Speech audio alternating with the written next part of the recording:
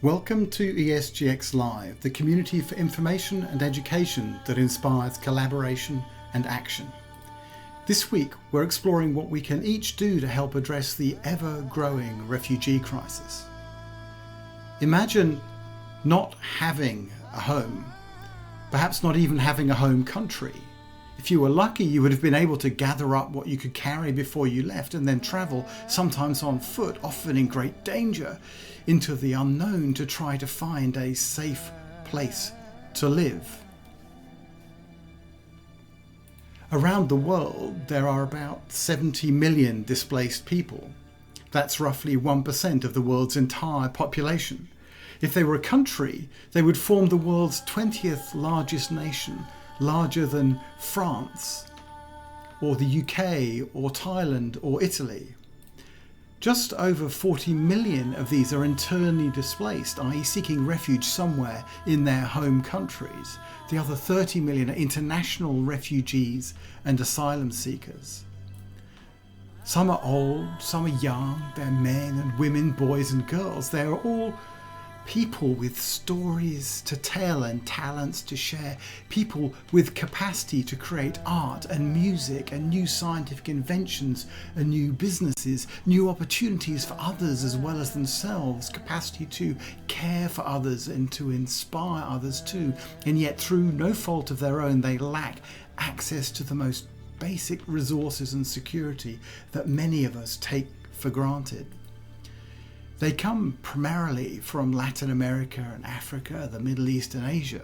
You won't be surprised to see countries like Syria, Afghanistan, Myanmar, Somalia, Sudan and South Sudan on this list.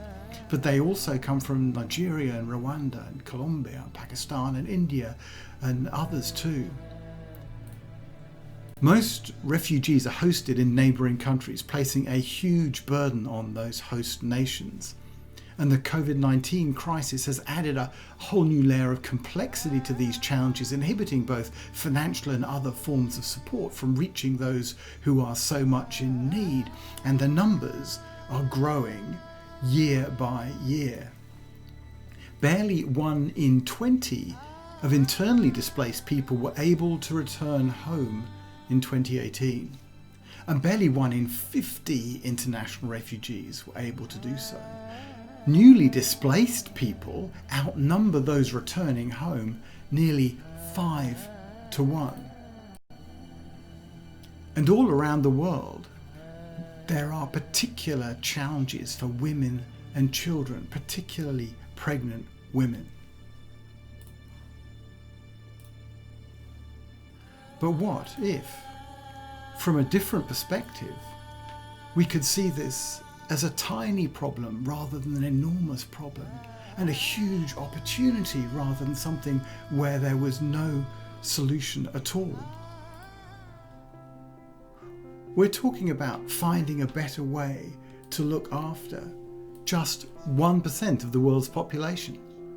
And we're talking about a way to liberate the imagination and energy and talent of 70 million people. Unsurprisingly, refugees are usually resilient, determined, hard-working and creative. So it's perhaps no surprise that there are refugees who have been hugely successful in the arts, science, business, finance and politics. Think of Mark Chagall or Albert Einstein, or the Marks from the UK's Marks and Spencer, or Madeleine Albright. So what should the stronger economies do to help solve this problem? How can companies, investors make more of this talent whilst helping the communities in need? How can we as individuals act to make a real difference? What are the barriers and how can they be overcome?